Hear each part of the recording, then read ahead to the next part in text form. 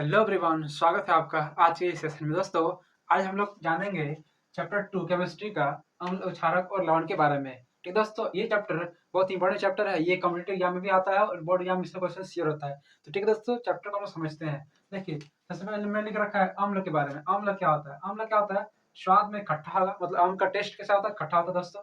जैसे ये क्या होता है? H प्लस आयन देता है। जब इसको पानी में घुलाते हैं अम्ल को, तो क्या होता है? H प्लस आयन होता है। ठीक है दोस्तों, जैसे नींबू का रस। देखिए, आप नींबू का रस आप देखते हैं, उसका स्वाद क्या होता है? खट्टा होता है। HCl हाइड्रोक्लोरिक अम्ल इसको बोलते हैं। H2SO4 सल्फ्यूरिक अम्ल। HNO3 नाइट्रिक अम्ल। CH3COOH एसिटिक अम्ल इसको बोलते हैं। ठीक है दोस्तों, उसी तरह देखिए क्षारक क्या है? क्षारक क्या है? स्वाद में इसका कड़वापन लगता है। ठीक है दोस्तों, बीटा टेस्ट। जैसे इसमें OH माइनस आयन देगा, इसको पानी में जब घुलाएंगे जल में, तो क्या होगा? इसमें OH माइनस आयन देगा। जैसे NaOH sodium hydroxide. COH twice मतलब कैल्शियम हाइड्रोक्साइड। MgOH ट्वाइस देखिए मैग्नीशियम हाइड्रोक्साइड। देखिए इसमें क्या है? हाइड्रोक्साइड है। ठीक है दोस्तों, इसे हम लोग पहचान सकते हैं इसमें क्या है? क्षारक है, क्योंकि OH माइनस आयन ये देता है जल में घुलने से। ठीक दोस्तों, नेक्स्ट क्या है? लवण। लवण क्या है? अम्ल और क्षारक जब मिलाते हैं तो बनता है लवण। मतलब लवण में क्या होगा? अम्ल और क्षारक दोनों का मिक्स होता है। जैसे कि sodium chloride, calcium chloride, calcium oxychloride. ठीक है दोस्तों, व्यंजक चिन्ह इसको बोलते हैं। और मैग्नीशियम क्लोराइड। नेक्स्ट हमारा है तनुकरण। टॉपिक है तनुकरण। तनुकरण किसको बोलते हैं? जल में अम्ल या क्षारक मिलाने पर, जल में जब हम लोग घुलाते हैं अम्ल या क्षारक, तो क्या होता है? पर आयन की सांद्रता, अम्ल घुलाएंगे तो H प्लस आयन होगा दोस्तों, और क्षारक घुलाएंगे तो OH माइनस आयन होगा। तो अम्ल या क्षारक के आयन की सांद्रता में प्रति इकाई आयतन में कमी। ठीक है दोस्तों, जैसे कि मान लीजिए कि एसिड हमारा रखा हुआ है, उसमें हम पानी मिला दिए, तो क्या होगा? इसका मात्रा थोड़ा सा कमी होगा। तनुकरण इसी को बोलते हैं। ठीक है दोस्तों, आयतन में कमी। नेक्स्ट है सूचक। सूचक क्या है दोस्तों? विलयन में अम्ल या क्षारक की उपस्थिति बताने वाले पदार्थ। मतलब एक ऐसा पदार्थ जो किसी विलयन में अम्ल है या क्षारक है उसको बता दे, उसको लोग सूचक, इंडिकेटर इसको बोलते हैं। ठीक है दोस्तों, जैसे कि लिटमस, आपने सुना होगा लिटमस पत्र के बारे में। वो भी टेस्ट बताता है अम्ल है कि क्षारक है कि लवण है, तब तक उसमें कलर बना होता है। ठीक है दोस्तों, लिटमस। देखिए मेथिल ऑरेंज।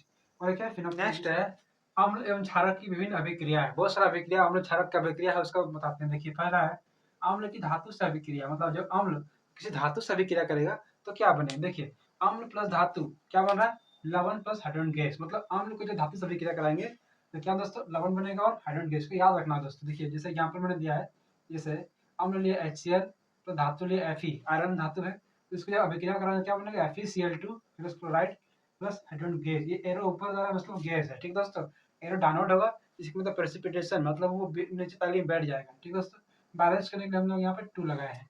नेक्स्ट धातु कार्बोनेट या हाइड्रोजन कार्बोनेट से अभिक्रिया। अम्ल का धातु कार्बोनेट या धातु हाइड्रोजन कार्बोनेट से अभिक्रिया। देखिए अम्ल प्लस धातु कार्बोनेट या हाइड्रोजन कार्बोनेट तो क्या बनेगा? लवण plus carbon dioxide plus H2O जल। जैसे एग्जाम्पल लिया मैंने, HCl अम्ल है HCl, धातु कार्बोनेट जैसे कि सोडियम कार्बोनेट CO3। ठीक दोस्तों, क्या बनेगा? लवण, तो 2NaCl बन रहा है, प्लस कार्बन डाइऑक्साइड बन रहा है, प्लस H2O बन रहा है। नेक्स्ट है धात्विक ऑक्साइड से अभिक्रिया। अम्ल का धात्विक ऑक्साइड से जब अभिक्रिया करेगा अम्ल प्लस धातु ऑक्साइड, तो क्या बनेगा दोस्तों? लवण बनेगा और जल। इसको याद रखना होगा। ठीक दोस्तों, धातु से अभिक्रिया करेगा तो लवण प्लस हाइड्रोजन गैस बनेगा। धातु कार्बोनेट या हाइड्रोजन कार्बोनेट से अभिक्रिया, कार्बोनेट है मतलब इसमें कार्बन डाइऑक्साइड या एक्स्ट्रा बनेगा। ठीक है, याद रखिएगा आप दोस्तों, और H2O बनेगा। लेकिन धातु ऑक्साइड से अभिक्रिया करेगा क्या बनेगा दोस्तों? अम्ल प्लस धातु ऑक्साइड क्या बनेगा? लवण प्लस जल। जैसे यहाँ पर हमने लिए जैसे HCl धातु ऑक्साइड कैल्शियम ऑक्साइड। ठीक है दोस्तों, क्या बना है? ये बना है CaCl2 कैल्शियम क्लोराइड, लवण है ये, और H2O जल। ठीक है दोस्तों, नेक्स्ट है उदासीनीकरण अभिक्रिया। मतलब अम्ल प्लस क्षारक, जब अम्ल और क्षारक दोनों आपस में अभिक्रिया करते हैं तो क्या बनेगा दोस्तों? लवण प्लस जल। इसी को तो उदासीनीकरण अभिक्रिया। जैसे अम्ल एक मैंने लिया HCl, क्षारक है NaOH सोडियम हाइड्रोक्साइड, क्या बन रहा है? NaCl सोडियम क्लोराइड प्लस जल। आप बोलिएगा कि यही रिजल्ट तो जब अम्ल धातु ऑक्साइड से अभिक्रिया कर तभी दे रहा था। तो हाँ दोस्तों, तभी वो रिजल्ट रहता है। क्यों? क्योंकि धातु ऑक्साइड की जो प्रकृति है वो कैसा था? क्षारीय प्रकृति होता है। ठीक है दोस्तों, क्षारक क्षारीय प्रकृति का धातु ऑक्साइड होता है, और धातु ऑक्साइड का प्रकृति कैसा होगा? अम्लीय प्रकृति का होगा। ठीक है दोस्तों, इसको याद रखिएगा। नेक्स्ट हॉट टॉपिक है, बहुत वेरी वेरी इंपॉर्टेंट टॉपिक है, पीएच स्केल। किसी विलयन में उपस्थित हाइड्रोजन आयन की सांद्रता ज्ञात करने का स्केल। ये स्केल होता क्या है, आप इसको समझते हैं। एक स्केल होगा जिसमें क्या होता है? विलयन में हाइड्रोजन आयन कितना है उसको ज्ञात करने का सांद्रता होता है। दोस्तों इसको ऐसे हम लोग दिखाते हैं। ठीक है दोस्तों, इधर H प्लस ज्यादा बढ़ रहा है और इधर क्या रहा है? OH प्लस बढ़ रहा है। जैसे अम्ल जितना होगा अम्लीय होगा तो उसका वैल्यू 7 से एकदम कम होगा। ठीक है दोस्तों, 7 से जितना ज्यादा कम होगा मतलब 0 जितने करीब होगा उसको बोलेंगे प्रबल अम्ल। और जो 7 के आसपास में होगा, मान लीजिए 6 है 5 है, उसको बोलेंगे दुर्बल अम्ल, कमजोर अम्ल। ठीक है दोस्तों, उस तरह क्षारक में करेंगे कि 7 से बहुत ज्यादा अधिक है, मान लीजिए 14 के आसपास में, तो प्रबल क्षारक। और 7 से थोड़ा ज़्यादा है, मान लीजिए 8 है, 9 है, तो ये 10 है, इसको बोलेंगे दोस्तों। नेक्स्ट हमारा है कुछ प्राकृतिक अम्ल, जैसे कुछ प्राकृतिक स्रोत दिया, उसका अम्ल कौन सा अम्ल होगा उसके बारे में, जैसे सिरका, सिरका में कौन सा अम्ल है, एसिटिक अम्ल, ठीक है दोस्तों। नेक्स्ट है संतरा, इंपॉर्टेंट, सारा इंपॉर्टेंट, ये सारा इंपॉर्टेंट है। संतरा में क्या दोस्तों, एसिटिक अम्ल, जितना भी खट्टे पदार्थ होगा उसमें क्या मैक्सिमम सिट्रिक अम्ल होगा दोस्तों, ठीक है। जैसे कि देखिए नींबू में सिट्रिक अम्ल है। इमली, इमली में क्या है, टार्टरिक अम्ल, ठीक है दोस्तों। टमाटर, टमाटर में क्या है, ऑक्जेलिक अम्ल है। दही, दही में क्या दोस्तों, लैक्टिक अम्ल, ठीक है दोस्तों। नेक्स्ट है चींटी का डंक, चींटी का डंक, चींटी जब काटती है तो देखिएगा आप जलन होता है ना दोस्तों। हम लोग क्या करते हैं, लोहा वगैरह कुछ घसते हैं तो थोड़ा सा जलन ठीक हो जाता है। तो क्या चींटी डंक में मेथनाइक अम्ल है, ठीक है दोस्तों। और जो हम लोग घसते हैं, मान लीजिए लोहा वगैरह कुछ घस देते हैं, रगड़ देते हैं, तो लोहा में क्या है, वो धातु है, धातु का ऑक्साइड मान लीजिए कैसा होगा, क्षारीय प्रकृति होगा, ये हमारा अम्ल है। और जब हम रगड़ते हैं वो क्षारीय प्रकृति का, तो अम्ल और धातु का ऑक्साइड बने क्षारीय प्रकृति, मतलब क्या बनेगा, लवण बनेगा, इसलिए हम लोग जलन कम हो जाता है, ठीक है दोस्तों। नेक्स्ट नेटल का डंक, नेटल एक पत्ता होता है, उसमें भी क्या होगा, मेथनाइक अम्ल होगा। और सेब, सेब में हम जो सेब खाते हैं उसमें क्या है, मेलिक अम्ल है ना, इसको याद कैसे रखें, देखिए सेब जैसे मेला हो गया तो बोलते हैं इसको हम नहीं खाएंगे ना दोस्तों, तो क्या है, वो मेलिक अम्ल है, उसको याद रखेंगे। चाय में क्या है, चाय में टेनिक अम्ल है, ठीक है दोस्तों, चाय में क्या है, टेनिक अम्ल। तो एक बार फिर से हम इसको बताते हैं, सिरका में एसिटिक अम्ल, संतरा में सिट्रिक अम्ल, इमली में टार्टरिक अम्ल, टमाटर में ऑक्जेलिक अम्ल, दही में लैक्टिक अम्ल, नींबू में सिट्रिक अम्ल, टीटी का डंग में क्या होगा, मेथनाइक अम्ल, नटल का डंग में क्या होगा, मेथनाइक अम्ल, सेब में क्या होगा, मैलिक अम्ल, चाय में क्या होगा, टैनिक अम्ल। तो ये सारा जो है चार्ट जो है इसको आप याद रखिएगा दोस्तों, ये बोर्ड एग्जाम में भी आता है और तरह तरह कॉम्पिटेटिव एग्जाम में इससे ऑब्जेक्टिव क्वेश्चन आता है दोस्तों। हमारा नेक्स्ट है कुछ सामान्य विलयनियों का पीएच, मतलब पीएच का जो मान हम लोगों ने पढ़ा, कुछ विलयन का पीएच मान फिक्स होता है, जो कि इस तरह है, देखिए देखो दोस्तों, पदार्थ है हमारा अम्लपीत, अम्लपीत जो हम लोग पेट में अम्लपीत है उसका मान कितना है, 1.0, ठीक है दोस्तों। नींबू का रस इसका कितना है, 2.5। सिरका, सिरका कितना, 3.0 मतलब 3। टमाटर का रस इसका कितना है, 4.1, टमाटर का रस भी हमारा 4.1 है। अम्ल वर्षा का है 5.6, पेशाब का है 6.0, दूध का है 6.5, ठीक है दोस्तों। नेक्स्ट क्या है, शुद्ध जल, शुद्ध जल कितना है, 7.0। रक्त, खून का 7.4, ठीक है दोस्तों। चूना जल का कितना, 11। मिल्क ऑफ मैग्नीशिया, देखिए milk of magnesia, milk of magnesia MgOH twice का फॉर्मूला होता है, इसका तो दोस्तों कितना, इसका 10 होता है, ठीक है दोस्तों। और एक है जैसे सोडियम हाइड्रोक्साइड NaOH डायरेक्ट लेते हैं, NaOH इसका लगभग 14 होता है, ठीक है दोस्तों। दोस्तों इसको याद रखना बहुत जरूरी है, इससे भी क्वेश्चन हमारा एग्जाम में आता है दोस्तों। नेक्स्ट हमारा है कुछ महत्वपूर्ण लवण, जैसे कि विरंजक चूर्ण CaOCl2, इसका फॉर्मूला क्या है, CaOCl2, कैल्शियम ऑक्सीक्लोराइड इसको बोलते हैं, ठीक दोस्तों।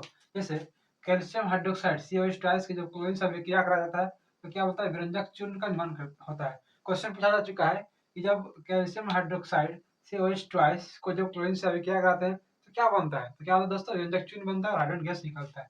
इसका उपयोग कहाँ पे होगा, देखिए सूती वस्त्र उद्योग में इसका उपयोग होगा, पानी को जीवाणु से मुक्त करने के लिए, पानी को वाटर प्यूरिफायर में, कैंट वगैरह में भी इसका यूज हो सकता है दोस्तों। दोस्तों बेकिंग सोडा मतलब NaHCO3, सोडियम हाइड्रोजन कार्बोनेट, खाने का सोडा भी बोलते हैं, जो हम लोग सोडा खाते हैं ना दोस्तों, वही खाने का सोडा NaCO3 है, ठीक है दोस्तों।